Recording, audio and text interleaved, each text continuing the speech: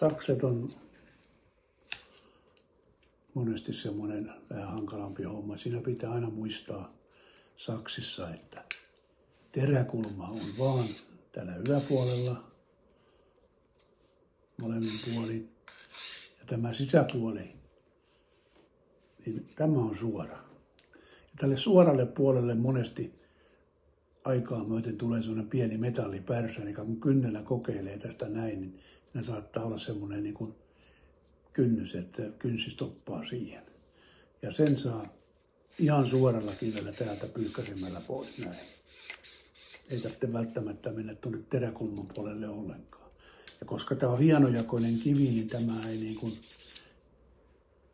idea on se, että tätä ei ohenneta, vaan otetaan vaan se pärsä pois. Että monesti muutama pyyhkäisy riittää ja kokeilee kynnellä, että se on pois, niin sen jälkeen se saksi kyllä pelaa ihan toisella tavalla.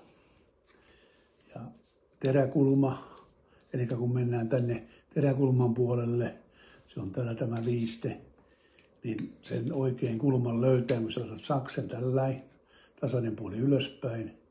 Ja sitten kun sä lähdet kääntämään sitä näin, niin tuo rakonen tuossa terässä, kun se on kivessä kiinni, niin se teräkulma on siinä. Ja ihan kärjestä haadoihin päin työnnetään. Mutta tässä tapauksessa vaan yhteen suuntaan. No joo, se oli vitsi. Ja tosiaan sitten suoralta puolelta se pärsä pois. Mutta saksissa on tärkeää se, että ei tehdä väärälle puolesta kulmaa. Silloin jos tänne syntyy se pieni rakonen, niin silloin se on hyvin hankala enää sen jälkeen korjata.